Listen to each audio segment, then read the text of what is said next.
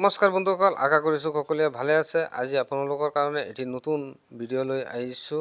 যিসকলে জিঅ' টেগিং কিছুদিন পূৰ্বে কৰিছিলে কিন্তু এতিয়ালৈকে কোনো ধৰণৰ আপডেট পোৱা নাই, সেইসকলৰ কাৰণে মই এই ভিডিঅ'টো লৈ আহিছিলোঁ। আপোনালোকে 4টা কাম কৰিব লাগিব যদি আপুনি এটা চৰকাৰী ঘৰ পাব বিচাৰে। চৰকাৰী ঘৰৰ বাবে আপুনি 4টা কাম কৰি থ'ব লাগিব আৰু আপুনি যদি পূৰ্বতে আপুনি জিঅ' টেগিং কৰি থৈছে।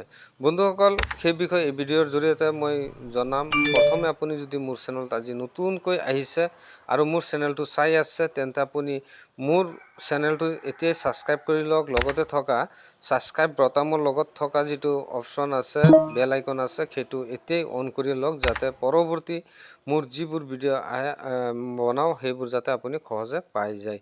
বন্ধুসকল, আহক আমি জানি লওঁ যিসকলে জিঅ' টেগিং কৰিছিলে সেইসকলে কি 4টা কাম কৰিব।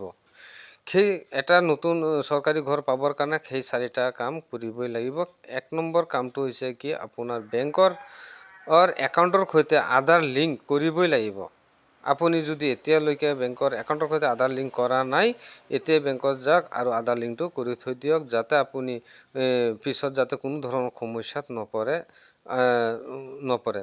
বন্ধুসকল, বেংক একাউণ্টৰ কাম হৈ যোৱাৰ পিছত আপোনাৰ আধাৰ লিংকটো যেতিয়া আপুনি এইটো হৈ যায়, তাৰপিছত আপুনি যিটো কাম কৰিব সেইটো হৈছে কি, জব কাৰ্ড। জব কাৰ্ড আপোনাৰ থাকিব লাগিব, নহ'লে আপুনি চৰকাৰী ঘৰ যদি জিঅ' টেগিং কৰি থৈছে ঘৰ এটা পোৱাৰ আশাত, তেন্তে আপুনি সমস্যাত পৰিব। জব কাৰ্ড থাকিব লাগিব, কাৰণ আপুনি যদি চিলেক্ট হয়, আপোনাৰ নামটো চিলেক্ট হ'লে ঘৰৰ কাৰণে, তেতিয়াহ'লে জব কাৰ্ডত আপোনাৰ প্ৰায় 38,000 টকা আপোনালোকৰ জব কাৰ্ডত সোমাব। সেয়েহে আপুনি জব কাৰ্ডটো এতিয়াই আপুনি পঞ্চায়তত গৈ পেলাই যদি নাই, যোগাযোগ কৰি বনাই লওক। বন্ধুসকল, জব কাৰ্ড হৈ যোৱাৰ পিছত আপোনাৰ যিটো কাম কৰিব সেইটো হৈছে কি, আপোনাৰ Jio' tagging eKYC। Jio' tagging যিসকলে কৰিছিলে সেইসকলে জিঅ' টেগিং eKYC কৰিবই লাগিব। জিঅ' টেগিং eKYC আপুনি কেনেকৈ কৰিব, মই সেইটোৰ ওপৰত এটা ভিডিঅ' বনাই থৈছোঁ।